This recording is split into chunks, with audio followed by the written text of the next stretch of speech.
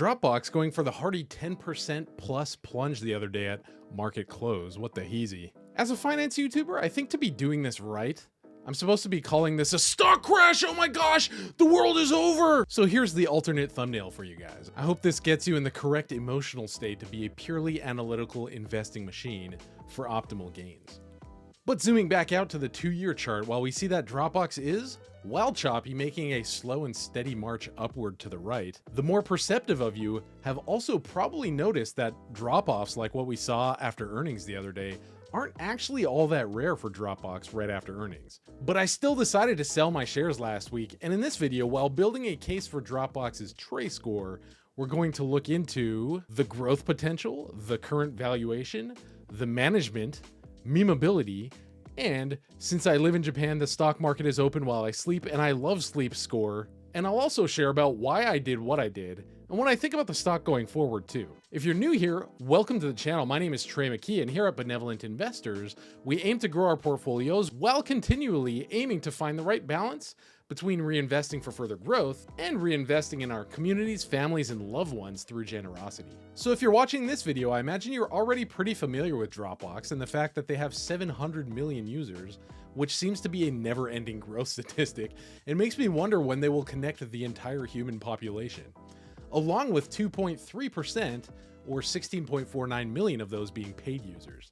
Since the pandemic started and work from home exploded, we saw lots of people starting to use Dropbox for work, though most use the basic free plans. And while I once held that 2.3% figure against Dropbox, when you're working at such scale, we've seen that Dropbox has been able to leverage these 700 million users and introduce them into other newer services, such as their more recent acquisitions, Hello, Sign, and DocSend, quite effectively as well. But you're also probably familiar with how seemingly uninteresting their share price growth has been for a very long time as well. For those of you interested in quicker gains based off a snazzy Seeking Alpha pump article, you've probably been pretty disappointed in Dropbox so far. And the whole time I've owned it, I haven't seen anything like that, earning Dropbox a 0 out of 10 on the MemeAbility score. But more importantly, let's take a look at how they did on their recent earnings, look at the new innovation, and then break down the valuation and future outlook of the company. First, let's take a look at the numbers. And remember, whenever you're looking through these kinds of presentations, the company is trying to sell you on keeping or buying more of the stock.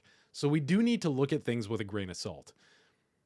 And as usual across the board, we see the typical Dropbox way of doing things: slow and steady revenue growth and gross profit, but also slow and steady boosts in R&D, sales and marketing, G&A. And despite that impairment related to real estate assets, which was due to releasing office space because Dropbox is now primarily remote, we did still end up with a large growth in operating income and EBIT and net incomes as well, along with nice growth in the EPS. All of this is nothing new for Dropbox, and that's just how they operate. It's always very much slow and steady. There's rarely dramatic spikes in expenses or liabilities, and they always bring home strong cash flows too, which is the appeal of Dropbox. High margins with massive scale leading to strong free cash flows, like we saw this quarter at 221.5 million. They're still aiming to hit 1 billion in free cash flows a year, which I think is very possible. Yet, despite all of this growth, the stock price still plummeted. Here's another look at the growth, where we see a compound annual growth rate, or CAGR, over there on the right side, of almost 12% for revenues and more than 19% for EBITDA margins. Same story when we calculate the normalized net income with a CAGR of 42%. This estimate actually shows a big drop in net income growth coming up next quarter on the second from the right-hand column. And I think I know why they're expecting that, but we can get into that in a minute here. And because we've seen this negative price action lately, the valuation has grown in appeal as well. This HyperChart shows the historical revenue multiple for Dropbox since IPO. Basically, the lower that point goes, the more revenues you're getting per dollar of share price. I believe this chart was updated before that price drop I showed you earlier, so I think we're actually closer to the second to last dot there at the moment, at about 5x revenues. By the way, HyperCharts has been a really handy service to help me quickly analyze companies, so if you like this, please check out the affiliate link in the description below. Next, let's take a look at some of the valuation metrics and compare them to how Dropbox has done historically, where we see that the last 12 months EV over revenue and EV EBITDA figures are actually shrinking. A 25 EV EBITDA isn't necessarily a massive steal as far as discounted companies go, but compared to a lot of the other high-flying stuff in tech right now, this is really affordable. Same story at the bottom when we look at market cap to levered free cash flow, where it's trending down, which means that basically the amount of free cash flow you're receiving per share price, per dollar you're investing, is slowly growing, which is great if you're a long-term investor. And with that, on to the current valuation Tre Score, I give Dropbox an 8 out of 10. Pretty appealing after that dip. If you're a buy and hold investor and you've liked Dropbox in the past, the numbers don't really show a strong reason for you to change course. And if you've wanted to get into Dropbox, this is probably a fine opportunity. Though we should keep in mind that the market is pretty hot at the moment, and I wouldn't be surprised if we start to see that, that tide trending outwards back into the ocean in the coming months either. Next, I wanted to take a look at something that caught my eye recently. I shared on Twitter, by the way. So if you're interested in getting more granular thoughts from me or my moves, feel free to follow me over there at Japantrepreneur, where Dropbox's CEO Drew Houston, yes, I believe that's pronounced correctly, Houston, not Houston, responds to complaints about Dropbox's ultra-slow response to providing native Apple M1 support. Surprisingly, he said that they would have native M1 support ready in the first half of next year. And while thankfully Apple M1 computers aren't slouches in the power department by any means, having the Dropbox software taking up an unnecessary amount of resources makes for kind of a less than optimal experience. Typically in cases like this, software companies are given a long runway to prepare for the launch of a new, like the M1 chips. And a lot of people were expecting Dropbox to be on time. But we all know Apple isn't the easiest to work with either. That was one of those things that was a bit disappointing for me to see as someone who likes to see my companies growing tech forward. But speaking of tech forward, Houston was recently on Yahoo Finance interviewed where he mentioned that one of Dropbox's upcoming moves was to prepare Dropbox to become part of the metaverse. This is basically the idea that the more work from home advances, the more not just meetings will be happening online, but more and more of our lives will essentially be becoming virtual reality. Now, Facebook's making moves in that direction as the recent name change suggests, but Dropbox wants to be right there alongside with them. And that involves the likes of their recent acquisition, Command E, which should be wrapping up in this fourth quarter. And one of the problems Houston cited was the idea that searching on Google for general information is so fast and accessible, but when searching through our own data, like photos or videos or documents across various platforms or hard drives or devices, is like super not easy or fast. And I know what he's saying because I have like 4 hard drives scattered across my desk at any one time. And so this Command E acquisition fits into Dropbox's long-term goals for organizing the digital you. They're going to be releasing things like automated folders and dashboards, bulk document conversion, and numerous other features soon, including universal search functionality. And I like these moves. And so while I was really upset and frustrated about the whole Apple M1 thing, I can see that they're still on track to becoming an even bigger player in the next generation of working and living in the metaverse. Next, let's take a look at how management handles their finances and planning so we can come up with a management score.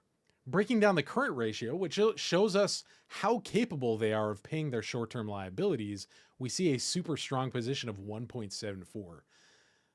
This means that their current assets are nearly double their current liabilities, which is really low risk. There's no fear of being able to pay back any short-term debt. And add to that the nearly $700 million of cash and equivalents on hand, and it's clear that the management team is very conservative. I mentioned in a video earlier in the year that rather than diluting shareholders, management likes to use convertible bonds to raise funding for future growth. And it looks like another one is probably on the way, based on some of the hints in this recent earnings report. And this is really nice for owners of Dropbox because their ownership isn't diluted. And actually, in fact, I should mention this HyperChart that shows us that Dropbox is in the habit of buying back shares over time, bringing a nice little upward pressure on the stock price over time. But yeah, back to the convertible bonds. This is a neat way to raise cash because we can also get a good idea of what ownership thinks the stock should be worth in the future. And when they did that in the past, they basically said they would be converting the bonds into a stock price of, I think it was $32 a while back when the price was nowhere near that point. So all that to say, I think the management team, though Houston moves a bit too slow for a lot of people to appreciate, gets a solid 8 out of 10. I'm confident in their moves going forward to continue to provide that nice and slow, steady growth for the stock for years into the future. Next, let's talk about growth potential. And I mean that not only in terms of the stock continuing to grow, the company continuing to grow, but also potential for shareholder value to improve as well. Beyond what I've already mentioned, they did clue us into some of the other services and goals they have on the horizon with things like Capture, which helps team members to share ideas asynchronously, or Replay, a video collaboration tool that helps teams to respond to feedback using video rather than using fortresses of text, and surprisingly, Shop, which allows people to make stores to sell their digital content. That kind of surprised me. And Dropbox is in the habit of continually growing their annual recurring revenues, or ARRs, as well as their ARPUs, or average revenues per user, as they show here in the world's least attractive and intuitive slide of all time. While those key performance indicators are moving in the right direction, we're also seeing a slow trend in premium plan adoption of 4x over the last few years. This is a great trend to see for sure. I'll be super interested to see how HelloSign and all of the other new services add into, hopefully increase that figure going forward once we normalize for, the pandemic-induced work from home explosions. They're proving that they're working in the right direction towards their $1 billion free cash flow goal per year. And I think in the coming years, hitting that goal while pulling the fader back on their R&D and general admin expenses is definitely within reach. But I think the problem comes for a lot of people when they see all this growth, yet the stock price barely ever moves. Meanwhile, we have companies like AMD, which is one of my largest positions, showing similarly solid growth, yet the share price has nearly doubled in the last half year. I wanted to bring your eyes to that little number on the bottom right there, the beta. AMD's is over 2, which means that in relation to the broader market, they move roughly double up or down. Dropbox beta is only 0.91, so it's much more in harmony with the broader market. And like I mentioned earlier, it's also a lot less memeable as well. While we see headlines of Dropbox putting out some new features or another acquisition, you're not likely to see them topping, Wall Street Bets' hit list or doubling price overnight. In fact, I would bet a lot of money that never happens with Dropbox. So while I do see tremendous growth potential for this company and therefore a smooth yet slow upward trend, it's not going to explode rapidly either. So do with that what you will, but I give Dropbox a growth potential of 7 out of 10. And along with that, my price target for the short term will continue at the low to mid 30s, with a longer term price target in the low to mid 50s. I think there's still a lot of growth left in Dropbox in the long term. Now you're probably wondering why I even dropped Dropbox shares in the first place. If you've been following my channel, you know that I'm working on adjusting my investing style to be a little bit more flexible and active. I've been in Dropbox for a long time, but I also feel like, one, the stock was probably about to take a dip after earnings like it usually does, especially after hitting near all-time highs, and two, the all-time highs of the overall market are just pushing everything higher, so I decided to take some profit. I sold most of my holdings at just about $30, and then the remainder just below that. But now that it's dipped so much, I didn't think it would dip this much. If it stays down, I'm probably going to average back in.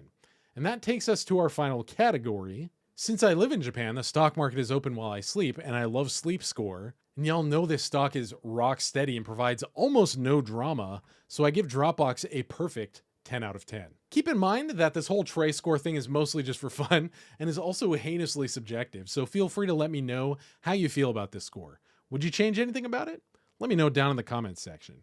And since we started the Tre scoreboard last week, Nokia still tops Dropbox just because of its slightly higher MemeAbility score.